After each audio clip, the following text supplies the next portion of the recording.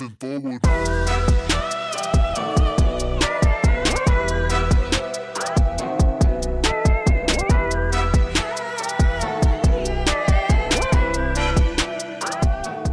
Aloha Kako, it's the end of the week, and what do you know? We're back, giddy egg, and it's the end of the week. Pauhana, you know what? Let's forget parts of the good fight for just a moment. You know, make it a point to, we got to fit in at least like one mental health day a week. It's at least we could do in homage to Sarah. So, kicking those thoughts off. Black Adam is about to come out. Guys, are you going to go see it? Of course you're going to go see it because it's The Rock. Like, I mean, there's only so many brothers in, like, the big time. So, I don't care, like, how much you like or don't like him. I love him, and I think, dude, he's going to save the DC multiverse. I mean, will he? But yeah, he will. So I really think that after hearing the fans at San Diego Comic-Con, Dwayne Johnson has used his power to bring Henry Cavill back to the big screen. So, I mean, like, all this commotion and hubbub recently said that, like, we getting some Henry Cavill in it. There was a leak and end credits. Needless to say, he shows up. So I don't think we get him in, like, the movie, but we're going to get a taste, a little morsel, maybe a little more. But, after the early red carpets, the fans are saying that, like, they like it. This is the direction to go in. I mean, I really think that The Rock could be taking, like, supreme hold of the DC cinematic universe. My personal postulation is that he doesn't want egg on his face. I mean, if you want sequels, and good ones, it's really going to require key parts of the Snyderverse to return. Now, this isn't because his movie itself requires them, but the mythos of Black Adam isn't strong enough without its JSA, JLA ties. And with how established the Snyderverse is and how much the fans don't want to start over. No more origin stories. We're done with that. I mean, I think that's like, I think anybody who tries to compare DC and Marvel at this point, because, like, DC is an old Dodge that won't turn the fuck over, and we're just, like, hoping that a new motor is going to be the problem. Meanwhile, like, there's two old guys in the shop going, no, we'll just bore out the heads, it'll be okay, and they just want to put the old engine back in, and it's just a will they, won't they flip this ride. And meanwhile, the MCU is already on, like, the Mark 10, I mean, yeah, they're only in so many phases deep, but really when you think about it in, like, the level of Iron Man suits, I mean, they're on the Mark 45 now, and DC is still driving a Pinto. So, like, The Rock has managed to take this Pinto and fly it to the moon as Teth Adam. So, I mean, it's, Save yourself the hassle of recasting Mantles. Outside of Ezra Miller, get him the fuck out. Warner Brothers' best bet is to take the hit, start revisioning what they have based upon what's out, the Snyderverse, So, like, how do we get back to uniting the seven? Who's the seven going to be? Because we already have the five. So then let's just end Flashpoint with, like, an extra sequence that introduces the new Flash, and then just, like, have, like, a Bart Allen snap, or maybe just anybody, just whatever takes care of the Ezra Miller problem, because I want him out. I will deal with just about anything. The stupider things have happened for the Scarlet Speedster. So, I mean, we could get meta and even just cover the Ezra Miller factor and just Rorschach his ass out. But, does this mean that Black Adam is one of the seven? I mean, could they just, like, have a Kingdom Come event, or could they have a Crisis event? Maybe that's how we get rid of Barry Allen. We just do Crisis and just whoosh, he just disappeared in the Speed Force, never fucking come back. Maybe pull them Teen Titan kids over from the TV show, give them something better to do along the way. But, like, the rumors are flying. Snyder's got a pitch for JLA 2 and 3. And with how much everybody is like already accepting in their head canon and that the Snyder cut of JLA is canon, which as far as I'm concerned it is, like, dude, like, don't release it if you don't want me to believe it, because like you put those two movies side by side, like it is two different. Like I could go on for days about how much different, like just the Steppenwolf, the value of him as a villain, like went up exponentially in the Snyder cut. He looked like such a whiny little baby in the OG cut, the no Snyder cut. But then like Snyderverse shows up and he's less pissy. He gets things done. He really looks like, hey boss, I'm trying. I'm a henchman, But like the pre-Snyder cut was just like it made him seem like such a basic little simp, and nobody liked it. And then they made him the only one. So it's like they neuter him and then they take away his boss. So it's like, who wants to go watch a Justice League movie about fighting a henchman? Why would you get the biggest powers together to fight a henchman? That's like having like the entire A Squad versus Kite Man. Like, why? Like, unless it's a really good episode of Harley Quinn, that's about it. But other than that, that does not a JLA movie make. All right? So, Warner Brothers takes the opportunity, own up, go back to the OG plan via plan B. So let's insert that Teth Adam. Let's figure out a way to get like maybe a Kingdom Come level handshake between him and Superman after they kick each other's ass. Well, actually, after he kicks Superman's ass, because it really, like, the only thing that could save Superman from Black Adam is Shazam. Like, so then that way there's a 2-on-1, but really, like, if anything's proved, Black Adam is like more of a cockroach than Vandal Savage. He just keeps coming. Like, even if you could send him to the grave and he will come back, whether it be by willpower or otherwise. But dude finds a way. Like, don't. And I think that's what's so fitting about having The Rock as the man himself, because yes, there have been some people contending the whole, why isn't there a Middle Eastern or Arabic actor? But then it's like, bro, this is a prehistory fictional country. So like Kandak, I'm not scapegoating any of that for any of those that feel like that was, offensive in that, right? But I have to say that, like, per being a cradle of life location, ancient prehistory, and then you got one Calabash brother from the Pacific that's also got a little continent in him. So, like, he really does, like, genetically make up, like, all the cradle of life heritages, the cultures that would make up, like, a dawn of time civilization, like, pre-Mesopotamian. So, like, I think it works. Call me out on it. I don't know, but enough. There's some things I won't be able to predict until I see Black Adam. But from what we have now in existence, and we were to work with what we have, let me tell you, I think they could do a lot worse. But if they fix this kerfuffle, like, and they take Johnson's lead, they bring Cavill back in, and that means that they got to bring back Batfleck, which means that, like, at that point it's got to be BA versus S versus B type of, like, you do like a Superman versus Batman versus Black Adam, and then everybody comes together. Wonder Woman finally shows up.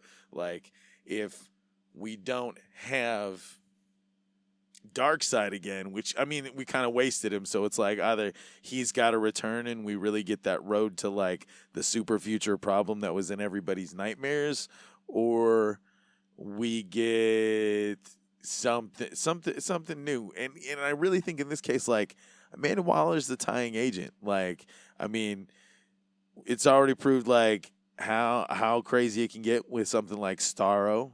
So like why not like introduce something just as crazy? I mean, it's sad that we left Parallax behind with the Ryan Reynolds Green Lantern, but like I mean, there's quite a few big villains we could be turning to right now, but I just hope that like somewhere in the JLA 2-3 if we did go back to Darkseid, then that means like we'd have to have like Mr. Miracle, Big Barda, we'd have to get in the rest, like much more filled out Wonder Woman verse. The Furies, like I mean, at that point, like the second movie would all have to be about like the Furies just come, like it would be Granny Goodness, the Furies, like, and people would know what, like Snyder would know what to do with her. Like I think at that point, like call James Gunn, just like let's just deal with the fact that like we need him, like until we can find another him. Like just be like, bro, take some time while you're here working on Peacemaker and just like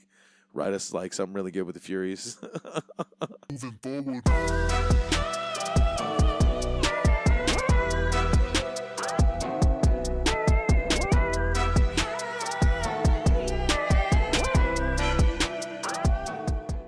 We live in a fast-paced world where many people are too busy to sit down and read books or news articles.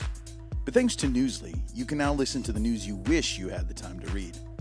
By utilizing AI technology, a natural human voice reads you the news, helping you grasp the information faster and more efficiently. Newsly provides the latest news updates 24/7, letting you browse articles from topics you choose. It even has podcasts, including ours. And listeners of Rabbit Holes can get their first 30 days of premium for free, allowing you to enjoy an ad-free experience by using the special promo code in our episode description. So download Newsly today for free on iOS and Android, or visit www.newsly.me so you can stay updated on the things that matter to you. Moving forward.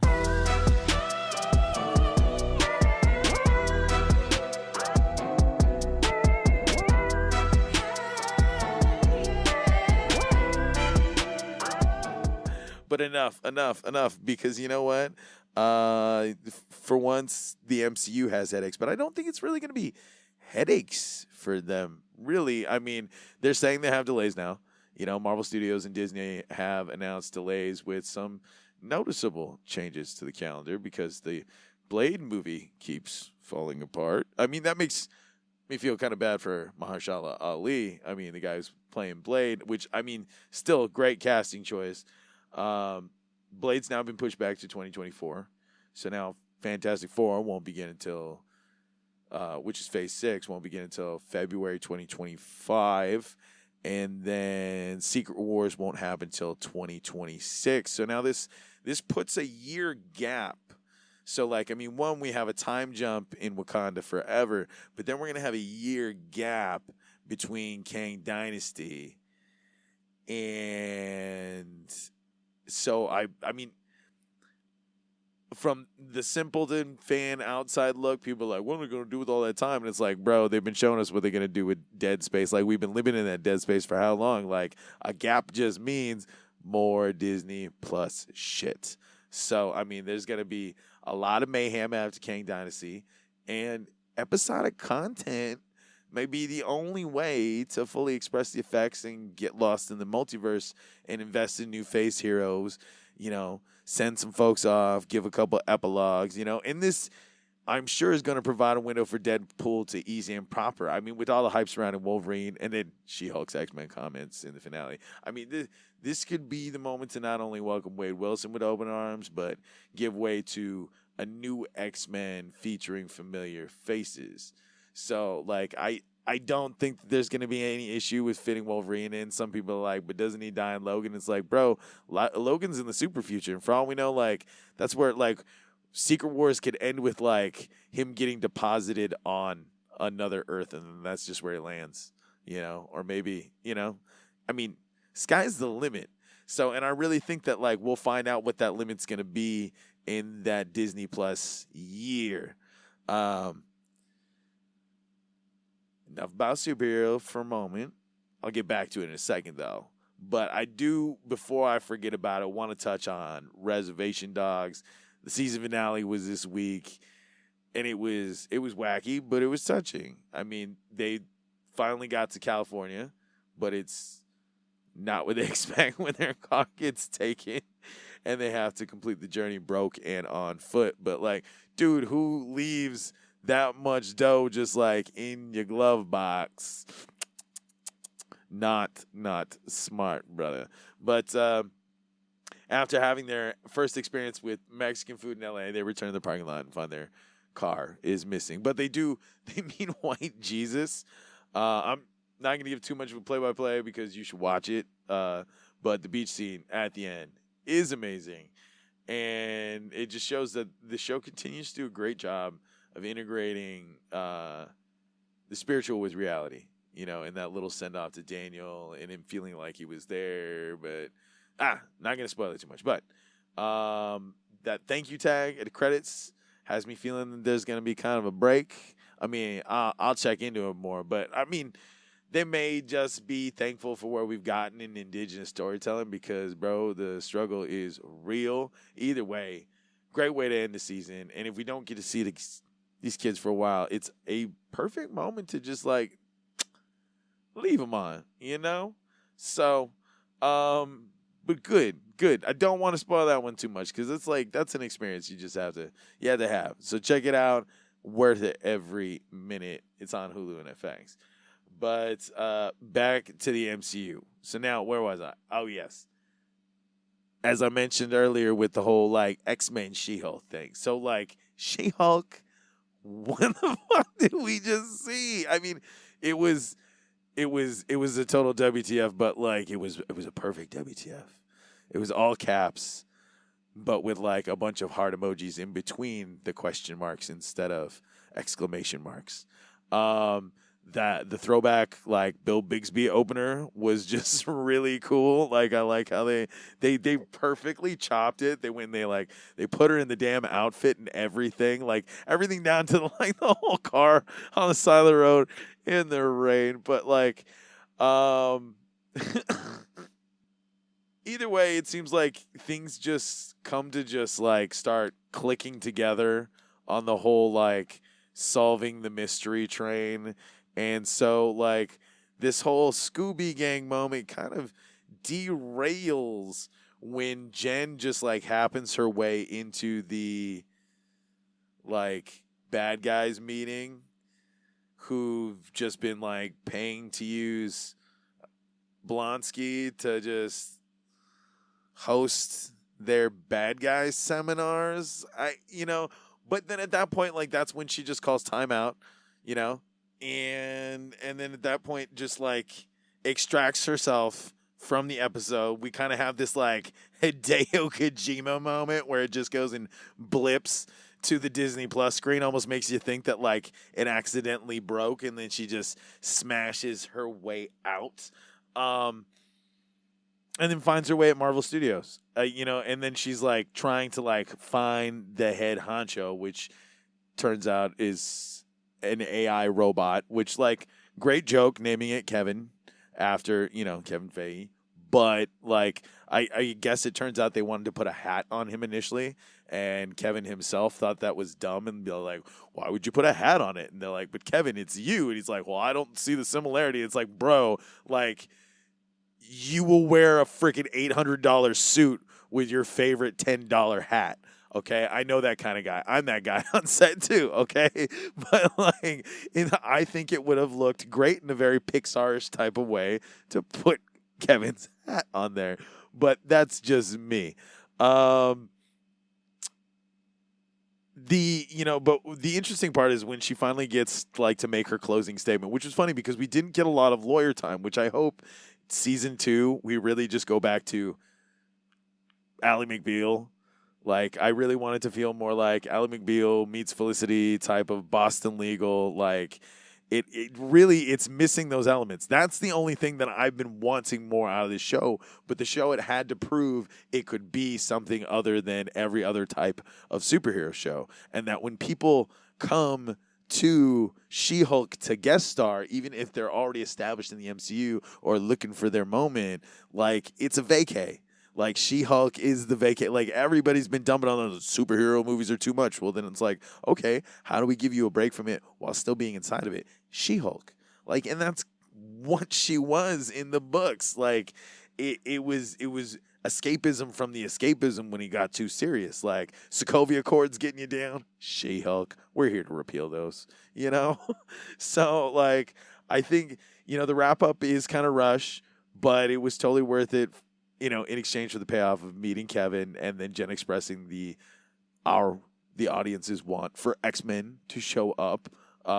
Great to see Daredevil just to get thrown in there for some quick male objectification and awkward moment with the family. But I was a little sad at how we got a cliffhanger introduction to Banner's son, Scar. You know, it was very much, but I mean, that's the point where they were a sitcom. It's just like, hey, cliffhanger, this is my kid, you know. But Blonsky getting bailed out by Wong is probably my favorite part. You know, I mean, Emil going to Comertage, that puts him on the ready for not only Wong, but Doctor Strange and potentially some dirty work for the Secret Wars, maybe, you know? I mean, that's a brain that would totally come in handy. Like, he could really, like, if you were to kill a Hulkish thing just to, like, I mean, dude, the bromance, put Blonsky and Banner together, and then especially, like, with freaking Harrison Ford coming in as Red Hulk. God only knows, like, those two versus him, like, dude. Well, time will tell. And where time's telling the most, Quantum Leap. Guys, we've waited our whole lives for this to come back, and this week's episode takes us on a romp through the 80s as bounty hunters. Ben leaps into a woman for the first time, which is just, I mean, we've seen it a million times, but this is Ben's first time. He's on the hunt for a bail jumper while trying to help his host decide if she's going to say yes to a marriage proposal. I mean, this is probably the first attempt in the new series to really try and feel like a classic episode. It does pull it off in some cases. You know, Ben experiences some of the trials and tribulations of leaping into a woman. It didn't oversell it as much as previous episodes with Sam. And some fans kind of called it out for that, which I thought was funny, is like how like it kind of like woke proofed itself, even though like Quantum Leap is a woke ass show, so deal with it. But like it kind of like washed itself down a bit, so that way it wouldn't be like, oh, now you're trying to be woke, but we were, because it is and it always has been. But you know, I also feel that it didn't outwardly do it too much, because in some of the ways that it was a great way of showing, like, you know, a man in a fish out of water scenario of trying to be a woman, there were quite a few things that were acceptable to do back then in the, you know, gender woes, sexual revolution wars type of like war of the sexes thing, that some ways of explaining that from that perspective was probably considerably male feminist back then would be like, I don't know, bro, now. So, I mean, it hits it, but it doesn't. I feel it could have done more too, you know, but more so the leap and its less than a love serve as a gateway to Ben getting his memory back, you know, and then Ben finally remembers like the hologram he's been staring at all the whole time is actually like the woman of his dreams, the love of his life, you know. And, you know, I kind of have to say solving that in 3 episodes was better than Sam in 4 seasons, because he didn't really remember his wife until like he swapped back with Al. And then he's like, oh, yeah, wife. Huh. You know, speaking of Sam, Magic, you know, reveals that he knows Sam leapt into him, and that in some ways he kind of felt it. And then, like, he later found out about Project Quantum Leap and realized, like, his name was on file. And then, like, he got to know that, like, his alternate history was you could have died. Like, so this definitely feeds into the show's purpose of the search for Sam, as the support characters seemingly in one way or another have a reason to be thankful to Sam Beckett. So, I mean, with the way the story is played out, methinks we'll be pleasantly surprised enough with what they intend to do, and things could be looking up, even though ratings have been looking a little down. But NBC has shown support by greenlighting 6 more episodes. But, you know, I mean, like, Belisario does have some clout. So, like, to them, he can do no wrong. He's like a golden god. So, like, I think he easily got that 6 more. But in those 6 episodes could provide the shark jump to get us to season 2. I mean, could they successfully go on a hunt for Sam without Bakula? I mean, is it possible to figure this out with just Janice? And side note, where the hell is Sammy Joe? I mean, is there anyone left in the Beckett family? Where's all, I mean, time babies from the previous show? I mean, has Sam just hiding in plain sight? I mean, could he just like lost his memory as a hobo on the street? I mean, but I am certain we could probably see some evil leapers on the horizon, especially after Deborah Pratt's AMA remarks on Reddit. I mean, she was just like, could be. But what I do know is it looks like we'll be going to the Wild West in next week's episode. And this shows that Ben will be going back even further in time than expected, much like when Sam went back to the Civil War. So I will have to say it, though. If we're going this far back in time, it's only a matter of time before Ben slingshots to the future. I mean, there were murmurs of Sam going to the future in future seasons, so why not Ben?